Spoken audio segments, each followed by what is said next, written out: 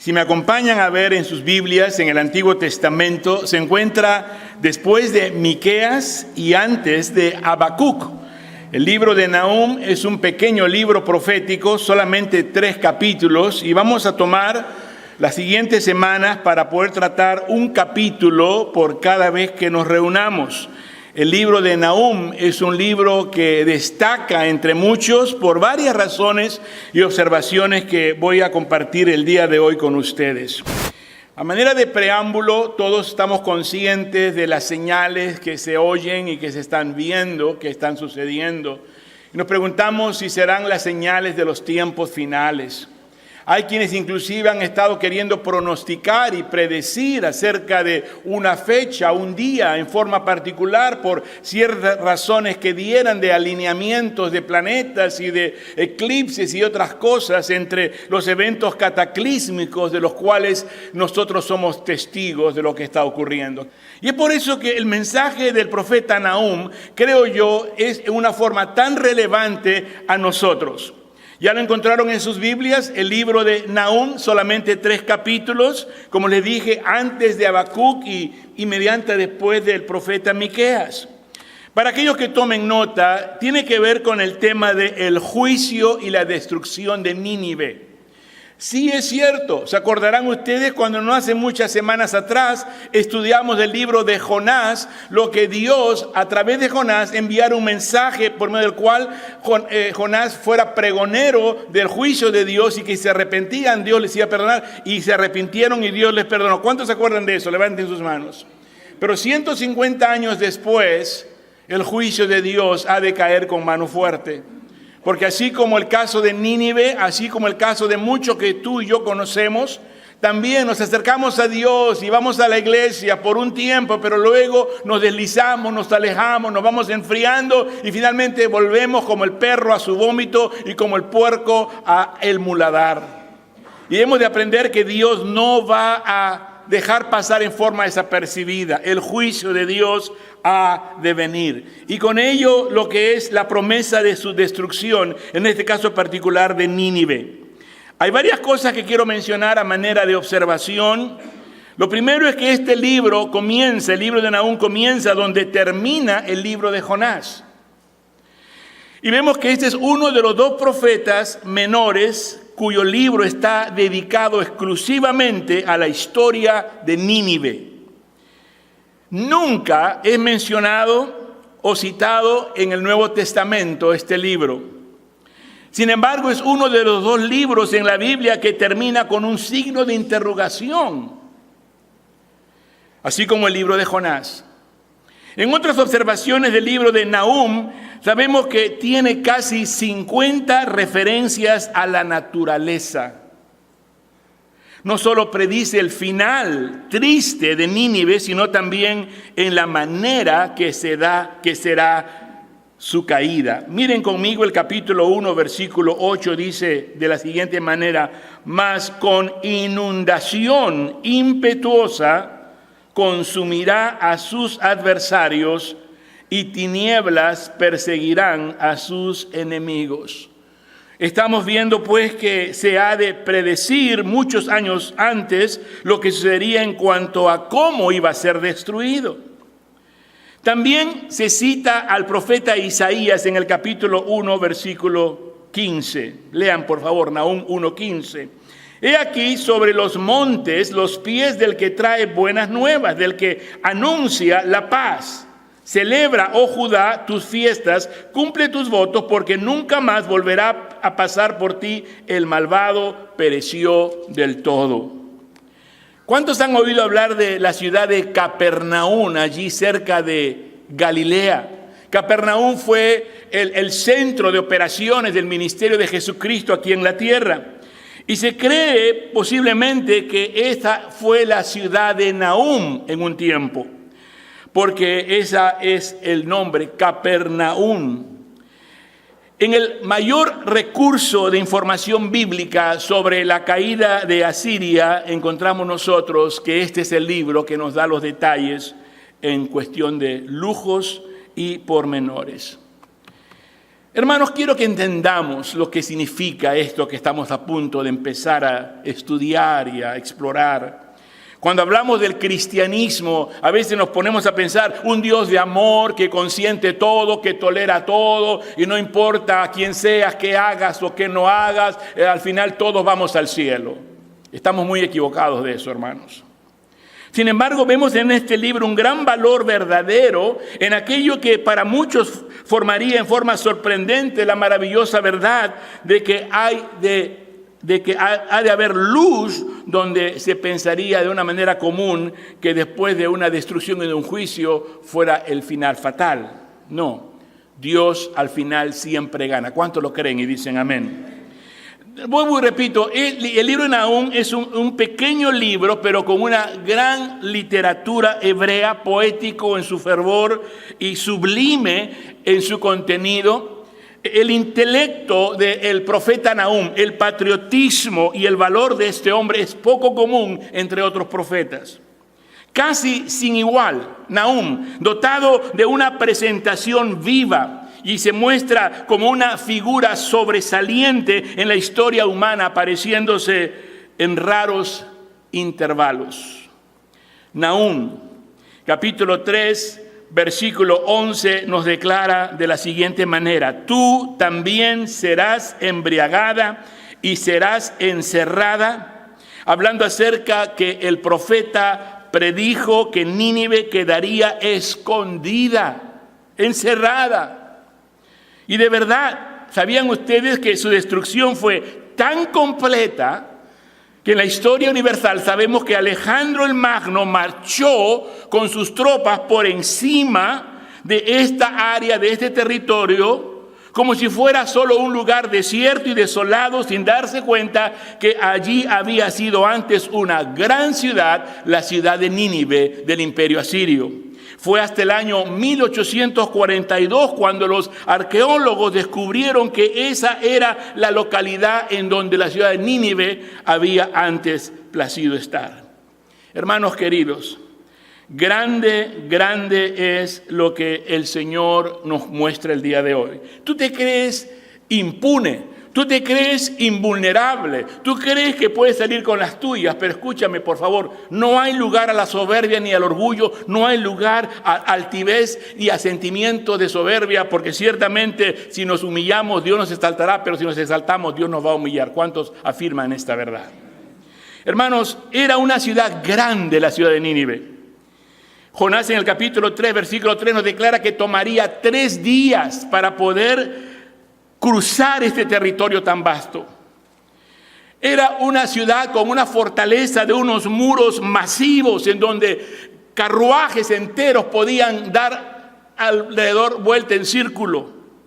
1,200 torres a su alrededor, una fortaleza impenetrable. Usen esta palabra y repítala conmigo. Una fortaleza que quiere decir que nada puede penetrar. Dirían una ciudad invencible. No ha habido gente más cruel en la historia del mundo que los asirios. Y con razón ahora hacemos razón de decir, por eso fue que Jonás, profeta del Señor, temeroso de Dios, él mismo declarándolo, cuando Dios le dice, va y predica a la ciudad de Nínive, él va, se levanta y se va en dirección opuesta. Porque él sabía de la crueldad de estos hombres. Así como decirle a alguien que si tú le hablas a tal persona enemiga tuya, cruel, que te ha hecho tanto daño, habla del Señor para que se arrepiente y la perdone y se vaya al cielo. Tú dices, no, esa persona que se vaya al infierno, dices tú. Esa era la actitud de Jonás. Esa gente no merece el arrepentimiento, no merece que se le dé una oportunidad. Y escúcheme, estamos muy equivocados porque Dios es misericordioso y su deseo es que nadie perezca, más que todos procedan al arrepentimiento. ¿Verdad que sí, hermanos? Pero de allí el porqué de la rebeldía de personas cuando en su mente quieren ellos razonar pensando que saben más que Dios o que su raciocinio va por encima del conocimiento inmutable de Dios. Conocer la experiencia del perdón es sumamente sublime y transformador. Aquel quien perdona es aquel quien entiende de cuánto hemos sido perdonados. El que más agradecido está es el que sabe de cuánto nos ha perdonado el Señor. ¿Cuántos agradecidos hay que en este día levanten sus manos bien en alto, exclamen alabanza a nuestro Dios? Somos personas perdonadas Y damos gracias a Dios por ello. Somos pecadores, sí, pero pecadores perdonados. ¿Cuántos dicen un fuerte amén? Fue Jonás, después de una intención diferente, Dios trató con él, finalmente regresa y pregona y se arrepiente desde el rey hasta el más último de los ciudadanos. 600,000 personas se arrepienten y se tornaron a Dios. Ahora, Nahum escribe 150 años después y vemos 3 capítulos. Repitan, ¿cuántos capítulos? 3. Anótelo, por favor. Capítulo 1 describe la declaración de la caída. La declaración de la caída. Capítulo 1, que es lo que vamos a ver hoy. Capítulo 2 se describe la caída. Capítulo 3, su destrucción es merecida. Capítulo 1 se declara la caída de esta ciudad impenetrable, de esta ciudad poderosa del imperio asirio, pero se describe de cómo va a caer. Asimismo, su destrucción que vemos es merecida. Capítulo 1, versículo 1 dice: profecía sobre Nínive, libro de la visión de Nahum de Elcos. Dios levantó a Nahum. El nombre Nahum quiere decir consolador. ¿Pudieran repetirlo, por favor? ¿El nombre quiere decir qué? Oiga, ¿estará esto siendo dicho en forma equivocada? Acabamos de oír que está pregonando la destrucción de una gran y poderosa ciudad y su nombre es consolador. ¿Será que esto es algo irónico? Veremos al final que no es así. De otra manera diríamos hay que cambiarle el nombre. ¿Cuántos se acuerdan de John Wayne, por ejemplo, el pistolero vaquero aquí de Estados Unidos? Su nombre original fue Marion Campbell, pero se cambió el nombre de John Wayne. ¿Quién no conoce a John Wayne? No, hermanos, no hay necesidad de cambiarle el nombre a Nahum porque su nombre es consolador, porque en efecto él trae un mensaje de consolación de las buenas nuevas. La profecía vemos que comienza con la revelación de la personalidad y el poder de Dios del versículo 2 al versículo 7. Leámoslo de corrido, por favor. Dice: Jehová es Dios celoso y vengador. Jehová es vengador y lleno de indignación. Se venga de sus adversarios y guarda enojo para sus enemigos. Jehová es tardo para la ira y grande en poder, y no tendrá por inocente al culpable. Jehová marcha en la tempestad y el torbellino, y las nubes son el polvo de sus pies. Él amenaza al mar y lo hace secar y agota todos los ríos. Basán fue destruido y el Carmelo y la flor del Líbano fue destruida. Los montes tiemblan delante de él y los collados se derriten. La tierra se conmueve a su presencia y el mundo y todos los que en él habitan. Verso 6. ¿Quién permanecerá delante de su ira? ¿Y quién quedará en pie en el ardor de su enojo? Su ira se derrama como fuego y por él se hienden las peñas. Se hieden las peñas. Jehová es bueno, fortalece en el día de la angustia y conoce a los que en él confían. ¿Cuántos dicen amén? Inclinen sus rostros para orar. Dios, gracias por tu palabra, que es poderosa, que es lámpara a nuestros pies y lumbrera a nuestros caminos.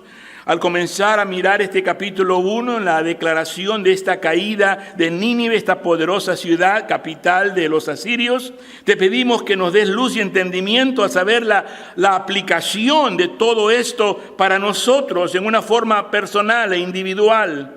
Háblanos, Señor, y úsanos, Señor, para que nosotros también seamos pregoneros de tu verdad, de tu mensaje. Sobre todo en estos tiempos que estamos viviendo, cuando la gente está desesperada y se hace muchas preguntas, y aquellos que aún se rebelan contra Dios o maldicen a Dios o hablan mal de Dios. Señor, que los cristianos nos levantemos con voz de esperanza, con voz de consuelo, con voz de un mensaje de amor. Te lo pedimos de todo corazón en el nombre de Jesucristo y todos juntos decimos amén, amén. Versículo 2, anote por favor.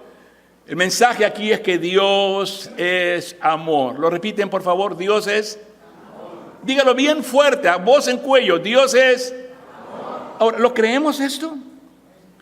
No meramente un amor sentimental, sino, anoten, un amor en justicia y en verdad. Dios nos ama, pero Dios es justo. Dios nos ama, pero Dios es verdadero. Dios nos ama, sí, su misma naturaleza es tal que Dios es amor, pero su amor es justicia y verdad. Y no nos amará si somos nosotros malos o buenos. No, su amor es el mismo. Por eso es que Él a los que ama castiga y llama y reprende y exhorta. Por eso es que Él es celoso. Hay una descripción en cuanto a Dios. Dios es celoso. Díganlo, por favor. Dios es. Entonces uno dice, un momentito, dice que Dios es amor, sin embargo Dios no va a castigar. Otro momentito, por favor. Dios es celoso, pero ¿no que el celo es pecado de la carne? Sí, pero no para Dios. Para los hombres sí. Entiendan y escuchen con mucha atención. El celo es pecaminoso cuando se refiere a ti o a mí. Mira que está sentado a tu lado. Es pecaminoso para ti, para mí, díselo. Es pecaminoso para ti. El celo, claro, mira, celosía. El celo de la persona va en torno a lo que una persona hace. Proverbios 6:34. Anote la cita, por favor. Proverbios 6:34. Dice, porque los celos son el furor del hombre y no perdonará en el día de la venganza. Dice el dicho común, celos son. Y una persona celosa es una persona furiosa y capaz de cometer todo tipo de crimen o también agravio. La diferencia de los celos humanos y el celo de Dios deriva en que Dios es Dios, Él es perfecto y Él nos ama. Y su amor es aquel que nos hace a nosotros recibir algo que no merecemos. Pero no es porque Dios necesite de nosotros. Dios no nos ama porque si nosotros no aceptamos su amor, entonces Él va a sufrir. No, Él es amor. Por eso es que nos ama, aún a pesar de todo. Siendo un pecador, Cristo murió por nosotros. La diferencia con nosotros los humanos es que tenemos celo de algo porque lo creemos nuestro. Y cuidado que alguien me vaya a robar la novia. O cuidado que alguien me vaya a enamorar allí a mi hija. Y hay esos celos humanos que son enfermizos por temor de perder algo que tú crees que te pertenece. Tal no es el caso de Dios. Hay una diferencia entre los celos humanos y los celos de Dios. En los celos humanos, uno es el que se perjudica. Y por lo tanto, el pensamiento de perjudicarme yo al saber que mi esposa me abandonó porque alguien más la sedujo, o mi hija, o el caso que fuera, es diferente. El celo de Dios es un celo protector porque nos ama, nos protege para que nosotros no seamos lastimados. Miren lo que dice en el versículo 2, Jehová es Dios celoso y vengador. De Dios nadie se puede burlar. Lo que el hombre siembra, eso también será cosechado. Jehová es vengador y lleno de indignación. Se venga de sus adversarios y guarda enojo para sus enemigos. Óigame, cuidado con pensar que tú puedes ir en contra de Dios porque te va a ir mal. Verso 3 dice, Jehová es tardo para la ira y grande en poder y no tendrá por inocente al culpable. Jehová marcha en la tempestad y el torbellino y las nubes son el polvo de sus pies. ¿Cuántos dicen amén, hermanos? Hermanos, en el versículo 3 vemos nosotros que Dios no es una persona malhumorienta. Ciertamente Dios no es alguien quien de repente está de buen humor, de repente está de mal humor, a ver si Dios se va a enojar o a ver si está enojado. Hermanos, Dios no es un Dios temperamental como tú y yo lo somos. Tú y yo por nuestro temperamento terminamos en agua caliente, ¿verdad? Te sulfuras y te enojas y no me hagas enojar y como que ya perdemos en sí lo que es los estribos muchas veces. Por eso los enojos, los gritos y las maledicencias y los actos de violencia, porque el hombre se enoja, porque pierde el temple de sus emociones. Pero Dios no es así. Hay varias citas bíblicas, hermanos, que nos hacen saber que Dios es lento para la ira. Anote las citas y luego búsquelas en su casa. Nehemías 9:17. Nehemías 9:17. Anote. Salmo 103, verso 8. Salmo 103, verso 8. Joel 2:13.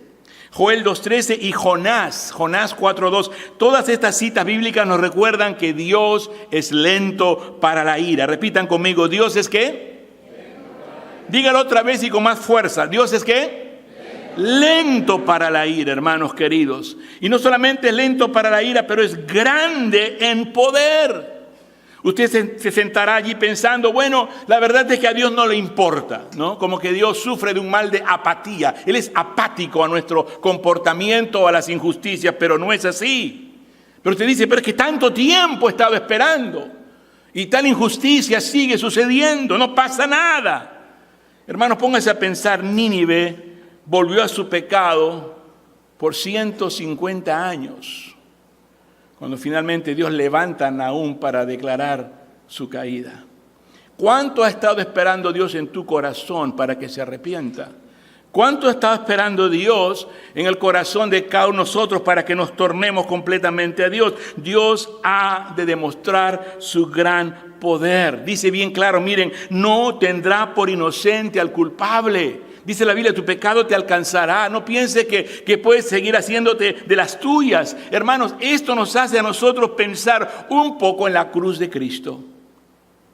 Ciertamente Dios no va a exonerar a nadie. Él ha de arrojar su justo juicio. Él nos ama con justicia y verdad. Por eso cuando pensamos en la cruz, digan conmigo, cuando pensamos en ¿qué?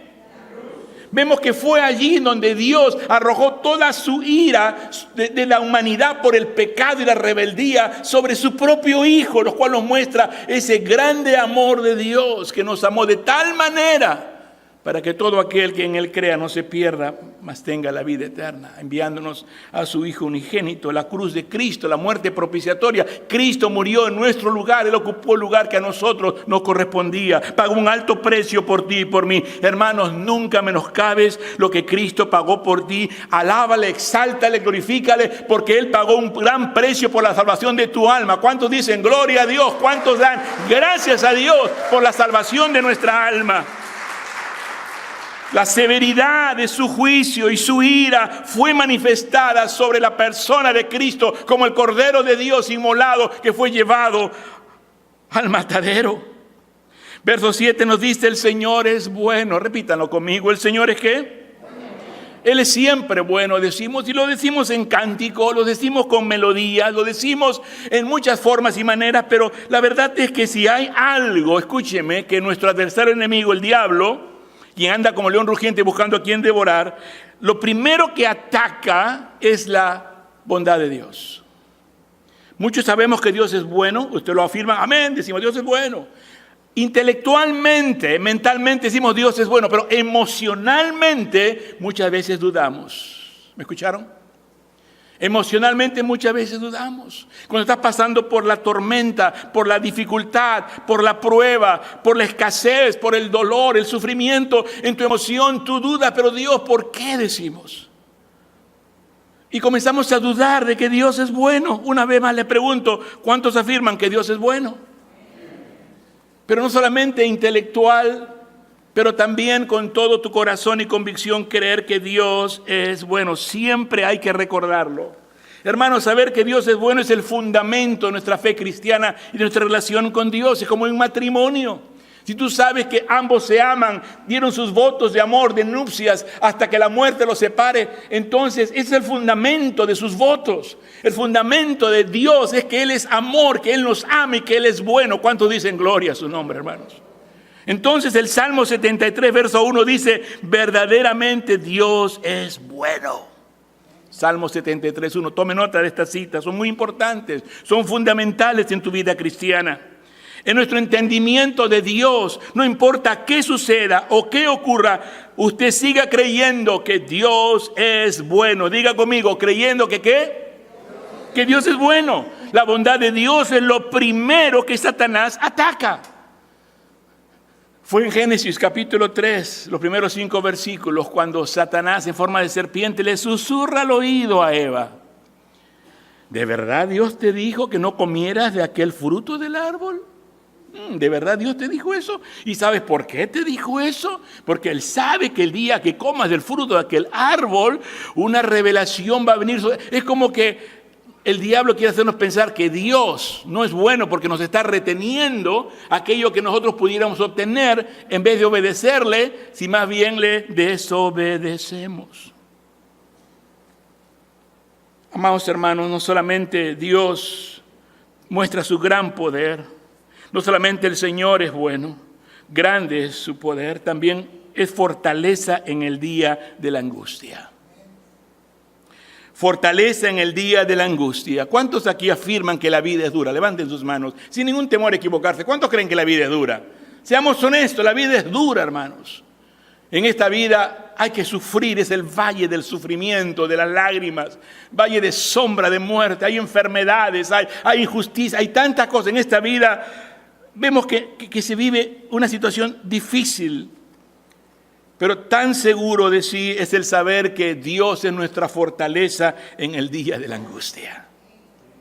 Porque las angustias vendrán.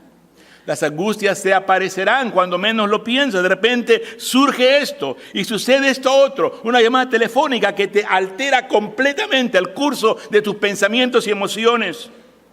La vida es dura. Pero así tan seguro como que estamos que la vida es dura, sepamos que Dios es nuestra fortaleza en el día de la angustia. ¿Por qué? Porque tenemos acceso con quien nos resuelve los problemas. Hermanos, es el Señor aquel quien está listo a ayudarnos, a socorrernos. Él es nuestro amparo, nuestra fortaleza, nuestro pronto auxilio en las tribulaciones. Tenemos acceso. El Salmo 34, versículo 19, nos confirma. Él conoce a quienes confían en Él. La gran pregunta es, ¿confías tú en Él? ¿De corazón o de labios solamente? El Salmo 139 nos habla acerca de que sus pensamientos hacia nosotros son como los granos de arena y como las estrellas del mar, y es algo poderoso el pensar en cuanto a ello. La próxima vez que estés caminando por la orilla de alguna playa, mira la cantidad de arenas, de esos granitos de arena, y ponte a pensar en su inmensidad de todos ellos. El Señor está pensando en ti, como la arena, como las estrellas. Curioso, no es casualidad el hecho que Dios le dijera en su promesa a Dios acerca de su simiente, que sería así como los granos de arena y como las estrellas en el cielo, sería su descendencia. Estamos siempre en los pensamientos y en el corazón del Señor. ¿Cuántos dicen amén, hermanos? Versículo 8. Habiendo visto que del versículo 2 al 7 hemos visto la personalidad y el poder de Dios, ahora en el versículo 8 cambiamos de dirección. Del versículo 8 al 15 veremos la profecía y el plan de Dios revelado. Fascinantes, hermanos, fascinantes profecías del Antiguo Testamento. Historiadores griegos nos dicen de la exactitud y de la precisión de cómo es que estas profecías se han cumplido. 18 años después, los imperios de los Medas del norte y de Babilonia del sur se unieron para atacar la ciudad de Nínive. ¿Sabían ustedes que Nínive no solamente era una ciudad poderosa, impenetrable, pero tenían suficiente provisión dentro de ellos para poder interminablemente tener alimento por el resto del tiempo que estuvieran allí? Más aún teniendo el río Éufrates que cruzaba por en medio de la ciudad. Corriendo en medio de la ciudad, ellos pudieron resistir 3 feroces ataques de los medos y de los babilonios, y ellos estaban muy tranquilos y nada les podía hacer. Simplemente cerraron sus compuertas, se protegieron y estaban de lo más tranquilos allá adentro. ¿Y sabe qué ocurre? Hacen fiesta de celebración. Repitan conmigo, ¿qué hicieron? Vamos a celebrar, aquí nadie puede con nosotros, que vengan los medos, que vengan los... Aquí somos nosotros los invencibles. Y comenzaron a hacer fiestas de orgías y borracheras. En el momento en el cual el Señor entonces envía nubes que se dirigen hacia la ciudad y comienza a caer el agua de la lluvia.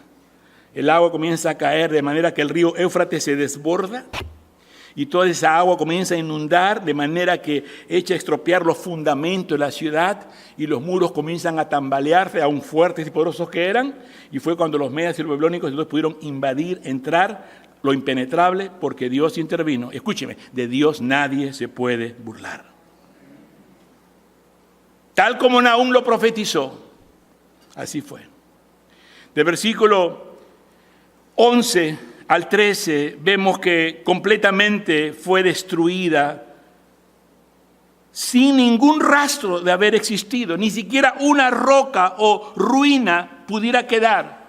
330 años antes de Cristo, Alejandro el Grande con sus tropas marcha por encima de esta área de territorio en donde jamás se dieron cuenta o algo les dio a indicar que tal estaba siendo el lugar donde fuera aquella gran ciudad de Nínive. Pero ciertamente los escépticos son aquellos que dan voz y dicen, es que esa ciudad nunca existió, es una ciudad ficticia, eso es una invención de aquellos que creen en la Biblia, etcétera, etcétera, etcétera. Esta ciudad nunca existió y comienzan a querer desvalorar el mensaje de la Biblia, pero en el año 1845, repitan este año todos juntos, ¿el año qué? 1845, arqueólogos excavando en Irak descubren dicha ciudad de Nínive, hermanos. ¿Cuántos dicen gloria a Dios? Su palabra nunca cambia. Su palabra es poderosa. Puede estar seguro que así como sale el sol en la mañana, así como se aclara el día, así como se oscurece el día, así también vendrá el juicio del Señor y la venida del Señor. En versículo 14, miren lo que dice: mas cerca de ti mandará Jehová que no quede ni memoria de tu nombre. De la casa de tu Dios destruiré escultura y estatua de fundición. Allí pondré tu sepulcro porque fuiste vil. Tal cumplimiento fue tal y como Nahum lo profetizó. Siendo la destrucción de Nínive completamente en desaparición de los asirios. ¿Han escuchado ustedes hablar de los asirios? ¿Dónde quedan los asirios? No existen. Desaparecieron completamente del mapa. Solo son una historia. El versículo 15, hermanos, dice: he aquí sobre los montes los pies del que trae buenas nuevas, del que anuncia la paz. Celebra, oh Judá, tus fiestas, cumple tus votos, porque nunca más volverá a pasar por ti. El malvado pereció del todo. El mensaje de destrucción, escuchen con atención, el mensaje de destrucción pudiera verse como un mensaje de buenas nuevas. Piensen conmigo.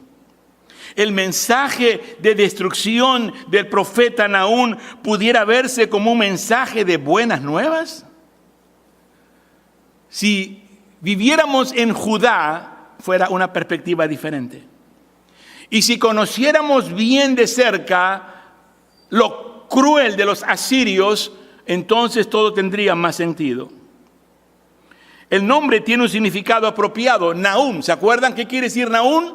Consolador. Digan todos, ¿qué quiere decir Nahum?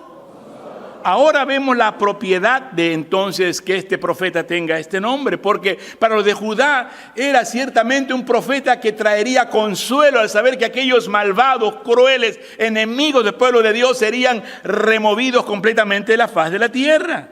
Claro está, no para los nínives, pero para los de Judá. En Isaías 52:7, el profeta Isaías habla de estos mismos versículos. He aquí sobre los montes los pies del que trae buenas nuevas, del que anuncia la paz. En Romanos capítulo 10, versículo 14, verso 15, el apóstol Pablo habla también de estas palabras diciendo: he aquí sobre los montes los pies del que trae las buenas nuevas, de aquel que anuncia la paz. Y vemos aquí pues en el libro de Nahum, capítulo 3, verso 15, se menciona también: he aquí sobre los montes de los pies del que trae buenas nuevas, del que anuncia la paz. Y dice también: celebra, oh Judá, tus fiestas, cumple tus voces, porque nunca más volverá a pasar por ti. El malvado pereció del todo. Jesucristo dijo: el ladrón vino a matar, a robar y a destruir. Él dice: mas yo he venido para que tengan vida y para que la tengan en abundancia. ¿Cuántos dicen gloria a Dios, hermanos? Hay un malvado que quiere destruir tu vida. Hay alguien quien odia tu alma. Alguien que te quiere enviar derechito al infierno. ¿Y cómo es aquel que molesta tanto? El tentador, el padre de mentiras, el acusador de los hermanos, aquel seductor que se aparece como ángel de luz y engaña a muchos. Hermanos, un día él será destruido para la gloria del Señor. Esas son buenas nuevas. Y vemos aquí, amados hermanos, tres diferentes pasajes, aquí en Nahum, en Isaías 52 y en Romanos 10, tres pasajes con tres diferentes aplicaciones. Y quiero que lo anoten para que lo mediten. Aquí en Nahum 3:15 habla de la destrucción de Nínive en su aplicación. Nahum es aquel de hermosos pies que anuncia las buenas nuevas de salvación para los de Judá, destruyendo al enemigo acérrimo, impenetrable e invencible. Pero luego Isaías 52:7 está hablando en forma profética de Jesús, quien retornaría y reinaría en Jerusalén, y habla del reino futuro. Y luego también en Romanos 10 el apóstol Pablo no solo está hablando sobre el reinado futuro, sino de nuestra salvación. Digan conmigo, ¿hablando de qué? Díganlo fuerte, ¿de qué? De nuestra salvación. La misma palabra profética en diferentes pasajes con 3 diferentes aplicaciones habla de nuestra salvación. Las buenas nuevas que os anuncia el Evangelio. Pónganse de pie conmigo. Padre, yo te ruego en este momento, Señor, que sea un momento preciso para saber que hoy es el día de salvación, no mañana. Que hoy estás tú llamando a la puerta de muchos corazones que por tanto tiempo se han mantenido duros y alejados y de oídos sordos y de corazones impenetrables. Nada les toca, nada les llega, Señor. Ellos continúan y siguen pensando que van a poder continuar en una forma continua, Señor, sin hacerle caso al mensaje de Dios. Pero la justicia que es por la ley, Moisés escribió así: el hombre que haga estas cosas vivirá por ellas. Pero la justicia que es por la fe dice así: no digas en tu corazón quién subirá al cielo. Esto es para traer abajo a Cristo. ¿Quién descenderá al abismo? Esto es para hacer subir a Cristo de entre los muertos. Mas, ¿qué dice? Cerca de ti está la palabra, en mi boca y en mi corazón. Esta es la palabra de fe que predicamos. Que si confesares con tu boca que Jesús es el Señor y creyeres en tu corazón que Dios le levantó de los muertos, serás salvo. Porque con el corazón se cree para justicia, pero con la boca se confiesa para salvación. Pues la Escritura dice: todo aquel que en él creyere no será avergonzado. Porque no hay diferencia entre judío y griego, pues el mismo que es Señor de todos es rico para con todos los que le invocan. Porque todo aquel que invocare el nombre del Señor será salvo. Con su cabeza inclinada, sus ojos cerrados, sus corazones abiertos a Dios, Pablo escribe: ¿cómo pues invocarán a aquel en el cual no han creído? ¿Y cómo creerán en aquel de quien no han oído? ¿Y cómo oirán sin haber quien les predique? ¿Y cómo predicarán si no fueren enviados? Como está escrito: cuán hermosos son los pies de los que anuncian la paz, de los que anuncian buenas nuevas.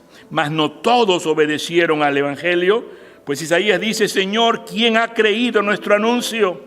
Así que la fe es por el oír y el oír por la palabra de Dios. Mas no todos obedecieron al Evangelio, pues Isaías dice: Señor, ¿quién ha creído a nuestro anuncio? Así que la fe es por el oír y el oír por la palabra de Dios. Señor, tu palabra es clara, tu mensaje es directo. El corazón nuestro necesita, Señor, ser quebrantado y, Señor, poderse doblegar ante tu verdad inmutable. Ayúdanos, Señor, a tener un corazón dócil y dispuestos a obedecerte, a pedirte perdón, a correr ante tus pies, darte gracias por la salvación de nuestra alma ofrecida gratuitamente a través del sacrificio de Cristo en la cruz. Admitiendo que somos pecadores, estamos destituidos de la gloria de Dios. La paga del pecado es muerte, mas la dádiva de Dios es vida eterna en Jesucristo. Reconocer que Cristo murió en la cruz por nuestros pecados y arrepentirnos de todo corazón. En este momento hay la oportunidad para que, número 1, admitas que eres pecador. Número 2, reconozcas que Cristo murió por ti. Pero número 3, arrepiéntete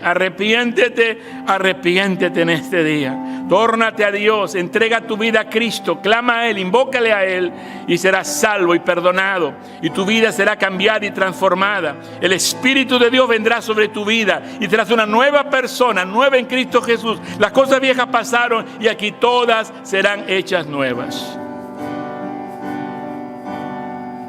Admite, reconoce y arrepiéntete. Admite que eres un pecador. Ahora mismo hazlo.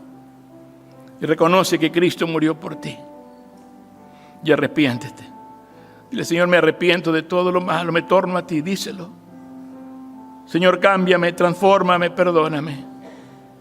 Clama a Dios, invítale a que venga a vivir dentro de ti, en tu corazón. Y decirle: Señor, lléname del Espíritu Santo. Lléname del Espíritu Santo. Gracias por la salvación, el perdón de pecados y por el regalo de la vida eterna. En el poderoso nombre de Jesús. Al que está a tu lado, dale un abrazo y dile: Dios te bendiga y Dios te guarde. Y sigamos firmes y adelante con el mandato de